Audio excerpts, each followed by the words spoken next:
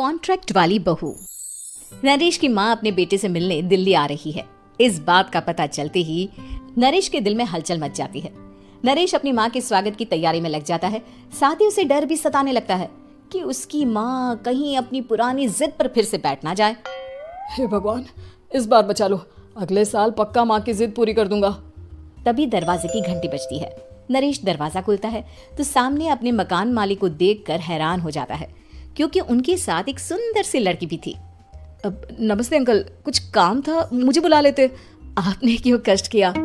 अरे नहीं, इसमें कष्ट कैसा, मैं तो बस तुम्हें रीना से मिलवाने आया था। आज से रीना तुम्हारे साथ इसी फ्लैट में रहेगी। अंकल, कोई लड़का फ्लैटमेट नहीं है?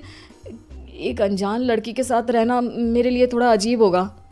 देखो नरेश, मैं तुम्हें पहले भी बता चुका हूँ कि इस फ्लैट में तुम्हें किसी ना किसी के साथ एडजस्ट करना ही होगा, या फिर तुम अकेले पूरे फ्लैट का किराया दे दो, मैं किसी को नहीं रखूंगा। नरेश अपने मकान मालिक की बात सुन के रीना के साथ रहने के लिए तैयार हो जाता है, पर अंदर ही अंदर उसे ये बात खाने लगती है कि वो अपनी माँ को क्या जवाब देगा जब उसकी माँ रीना के बारे में उसे पूछेगी। दिन बीतने लगते हैं। नरेश और रीना अच्छे दोस्त भी बन जाते हैं, पर अभी भी नरेश अपनी प्रॉब्लम का सोल्यूशन नहीं ढूंढ पाता। एक दिन नरेश बहुत परेशान सा बैठा होता है। तभी रीना उसे पूछती है, क्या हुआ नरेश, तुम काफी परेशान लग रहे हो, सब ठीक तो है ना? हाँ, सब ठीक है, बस एक छोटी सी प्रॉब्लम है। वो एक्चुअली 2 दिन बाद मेरी माँ मुझसे मिलने आ रही है। अरे, तो इसमें प्रॉब्लम क्या है? ये तो खुशी की बात है। हाँ रीना, बट मेरी माँ एक जिद लेकर बैठ गई है कि मैं शादी कर लूँ, पर मैं अभी इस चीज़ के लिए तैयार नहीं हूँ। ऊपर से जब वो तुम्हें देखेगी तो 100 सवाल करेगी, क्या जवाब दूंगा? अरे, इसमें कोई टेंशन वाली बात नहीं है। मेरे पास ना इस प्रॉब्लम का सोल्यूशन है, जिससे ना तुम्हें शादी करनी पड़ेगी और ना ही तुम्हारी माँ मेरे बारे में कुछ पूछेंगी। रीना की बात सुनकर नरेश सोच में डूब जाता है। वो सोचता है कि रीना खुले ख्यालों वाली लड़की है, कहीं माँ को सच बता ना दे। नरेश को सोच में डूबा देखकर रीना कहती है, अरे क्या हुआ, किस सोच में पड़ गए? डोंट वरी, जैसा तुम सोच रहे हो ना वैसे कुछ भी नहीं है। मेरे पास एक प्लान है।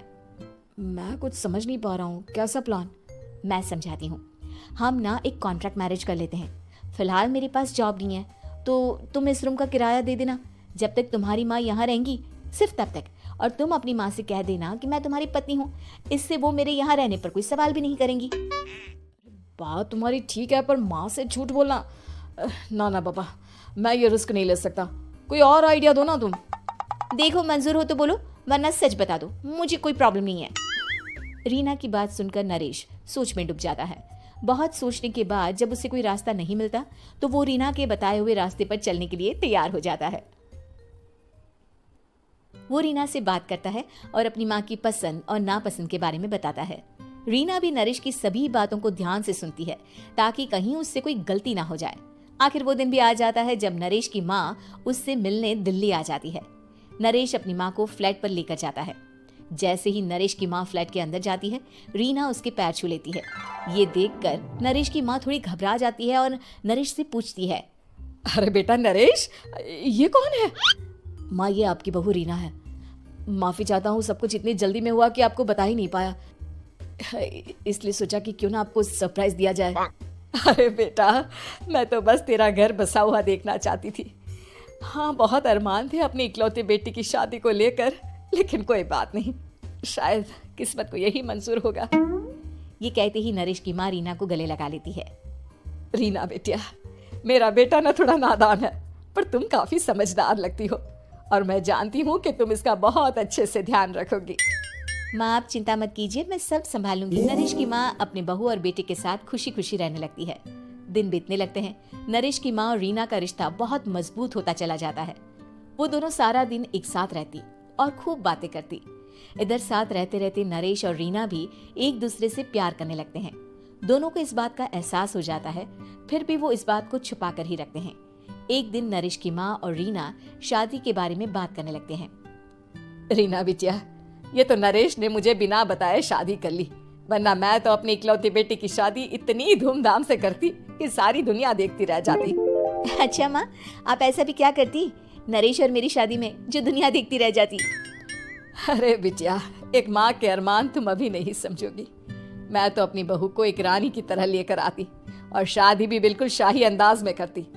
पर मेरे तो सारे अरमान ऐसे ही रह गए। खैर, मुझे तो अपने बेटे और बहू की खुशी चाहिए बस। ये कहते हुए नरेश की माँ की आंखों में आंसू आ जाते हैं। रीना भी ये सुनकर ख्यालों में खो जाती है, क्योंकि वो भी मन ही मन खुद को नरेश की पत्नी और उसकी माँ की बहू मानने लगी थी। शाम को जब नरेश ऑफिस से घर आता है तो रीना खुद को रोक नहीं पाती और नरेश के सामने उसकी माँ को अपने और नरेश के रिश्ते का सारा सच बता देती है। रीना की बात सुनकर नरेश की माँ दोनों से बहुत नाराज हो जाती है और घर वापस जाने की बात करने लगती है। तुम दोनों ने मुझसे सच छुपाकर बहुत ठेस पहुंचाई है मुझे। अब तुम लोगों के साथ नहीं रहना चाहती मैं।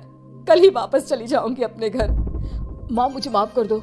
ये सब मैंने रीना के कहने पर ही किया है, वरना मैं भी आपको कभी ठेस पहुंचाने के बारे में सोच भी नहीं सकता।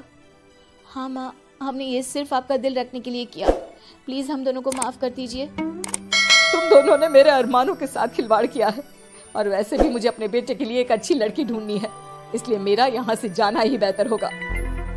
माँ की ये बात सुनकर रीना खुद को रोक नहीं पाती। माँ, क्या मैं आपके घर की बहू बनने लायक नहीं हूँ? रीना की बात सुनकर नरेश हैरान रह जाता है। नरेश की माँ भी कुछ समझ नहीं पाती। मैं कुछ समझी नहीं, आखिर तुम कहना क्या चाहती हो? माँ, मैं वो नरेश से बहुत प्यार करती हूँ और साथ ही साथ मैं आपको भी अपनी माँ मान बैठी हूँ। आज जब आपकी बातें सुनी तो खुद को रोक नहीं पाई, इसलिए सारा सच आपको बता दिया। रीना की बात सुनकर नरेश की माँ की आंखों में आंसू आ जाते हैं और वो अपने बेटे नरेश और रीना को गले लगा लेती है। मेरे घर की बहू तो सिर्फ रीना बिटिया ही बनेगी। मैं आज ही तुम दोनों की शादी की तारीख निकलवा दूंगी, बस एक बार तुम्हारे घर वाले मान जाए। उसी दिन रीना के माता पिता भी उनके फ्लैट पर आ जाते हैं। दोनों परिवार आपस में बैठकर बातें करते हैं और शादी के लिए राजी हो जाते हैं। रीना भी कॉन्ट्रैक्ट फाड़ देती है और कहती है, सही मायने में मैं अब बहू बनूंगी। अब तक तो सिर्फ कॉन्ट्रैक्ट वाली बहू थी,